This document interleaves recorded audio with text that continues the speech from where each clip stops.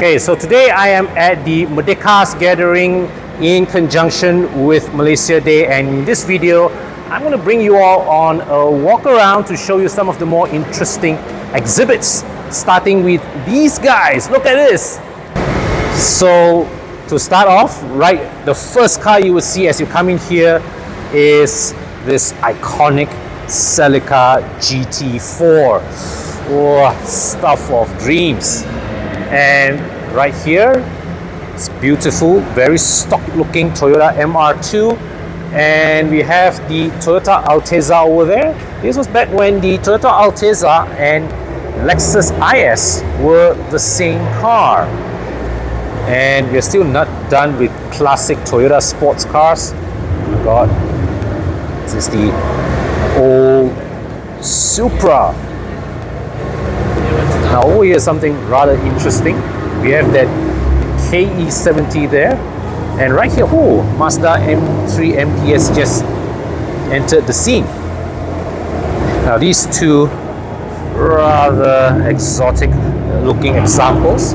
Not sure what's being put here on display, but what we have here is this Siang Brothers showing their capabilities in doing specialized body repair, welding, body parts conversion, whatever. All right, so well, here are also a couple of rarities. There's a Nissan Presea here. This is actually under the skin an old Nissan Sentra, I think of the B14 generation, but with frameless doors. So here is a Honda Integra. Well, this is a very beautifully modded E39, very large disc brakes. These are not standard wheels, but still a very handsome, very it's quite obviously a daily used car, as you can see from the hazing of the lights. And this is not an M5 because those are the standard side mirrors. Over here, the classic BMWs continue with, oh my God, this is an E36 with a V8. I'm not sure if this is the 3 liter or 3.5 or the 4.4, but they managed to shoehorn that in. Amazing. Then here we have a couple of E30s. This is an E30 Cabriolet. And over here, this is a coupe. That is Alpina spec. Wow. With an M50 single one-notch engine. So right here, another Alpina stickered 3 Series, but this is an E21, and from the looks of it, the interior is in very, very beautiful condition. This is a Mercedes 190E. Over here we have our local heroes in what? In an Iris, a Persona, and an Iris. The JDM corner here with this lowered HRV and that crazy stance jazz. But this is not the end of it, because there is more upstairs. So this is the upper floor. Music's a bit louder, so I'm going to have to speak louder over the mic. So there are more cars here on display. There's a RX-7, 86, or a couple of old Civics there. A couple of RX-8s here as well. And that's the new GR86, or is it a VRZ? Toyota badge, so that's the 86. Wow, 370Z.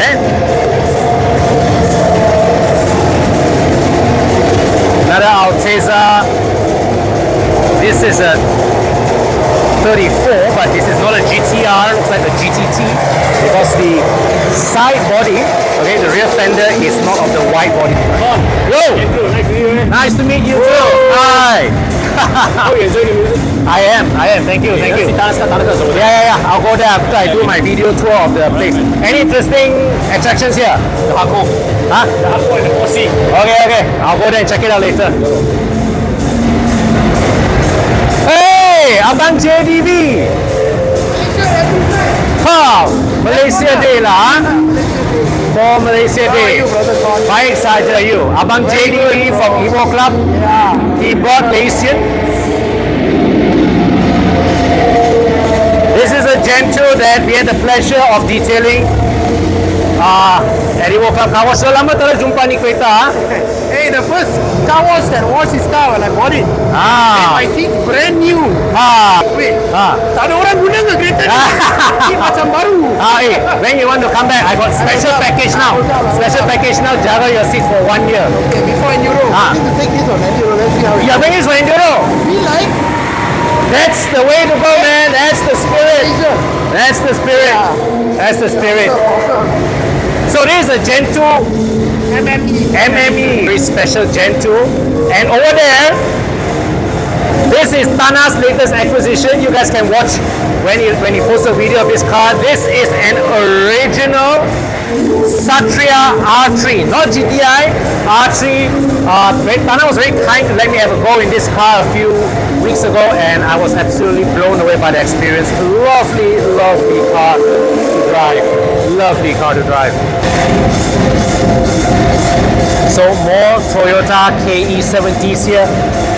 The KE70 is a car that's always special to me because when I was growing up, my family had a KE70, and so every time when I see a KE70, it brings me back to my childhood. And one day if I find one, I'll probably get one and add to my collection. Now these are some pretty exotic stuffs here.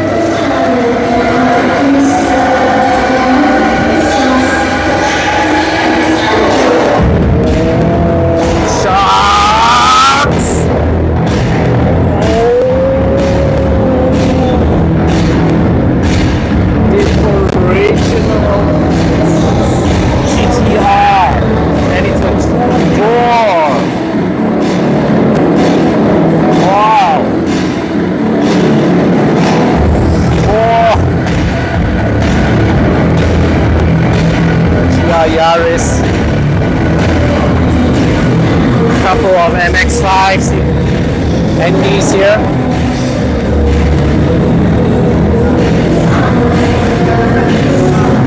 David! How are you? How are you? Hey, what's up? Hey, come, let's show your car. Yeah. Hey, where's your C-Class? Oh, my C-Class is workshop still. Okay, come. Cool. So, what's interesting to show about this car here?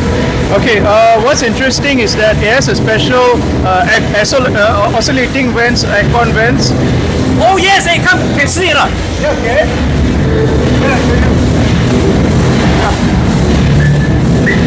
Oh yeah, I remember you showed me this before. Yeah. But since we are here and since you are here, let's show it to the audience. Okay, come. Okay. It swings left and right. Yeah. Let's get it on the. There you go. You can see it. It's moving. Oh my God, it's moving. This is what, 1990s technology? Yep, 1991. Oh, nice. Over 30 years. Oh, sweet. Hey, I catch you later. I go and tour the other cars. Okay lah, no car show would be complete without an example of the king of the road here. Isn't this Tana's former car? Over here, these are... Now, back in the day, back in my childhood, these were regular cars, right? The Ford Escort, and I believe this is the Mazda 626. These cars were all over the roads during the days of my childhood, but now they are exceedingly rare, and then seeing them here just brings me back to a completely different time. And oh my God, this is the Subaru Legacy BL5, and if I were to, I have never owned a Japanese car ever before in my life, but if I were to get one, this would be the one that I am looking. Wow, what's this? This is a rather interesting corner. JCC Automobile. So you have a little Honda Gorilla motorcycle. It's a Daihatsu midget. Can test drive ah? Hey! And of course we have seen plenty of examples of this. Toyota Levine. Here.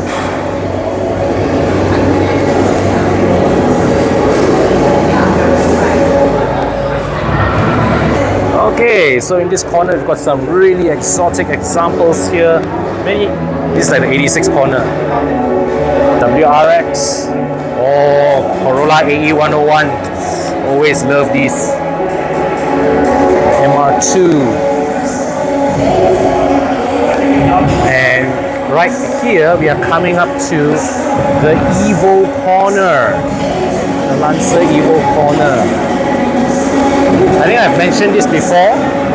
Growing up, when I was growing up, during my formative years as an automotive enthusiast,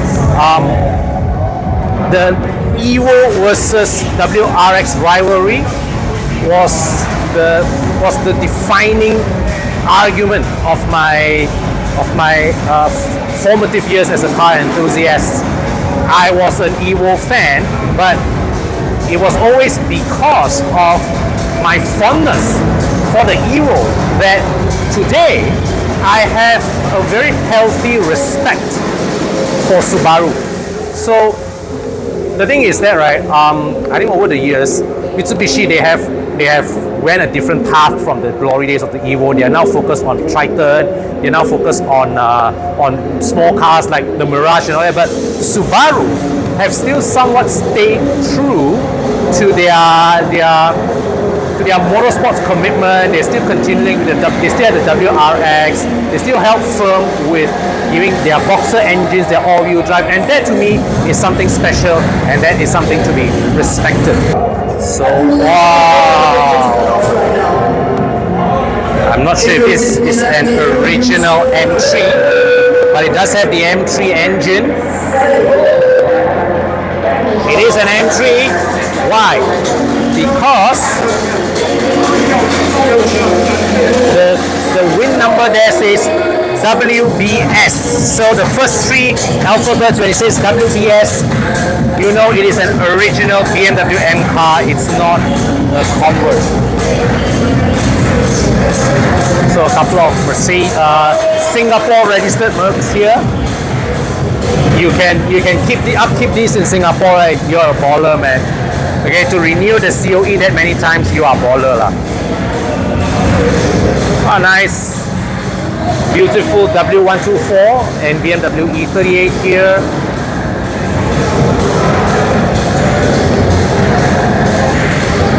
These two cars have very funny number plates. So I'm coming to the home stretch. Is this? Oh there. Oh no, it's not, but well, it's still a very healthy looking example of a W124. And here we have a BMW E34. I'm just going to bring you around and show you. Look at these Alpina wheels. Absolutely stunning. Stunning. E36 here. This is an E36 as well. Wow, another E30 Cabrio. Oh my god. The sight of an E39 M5 never ceases to make me go weak in the knees.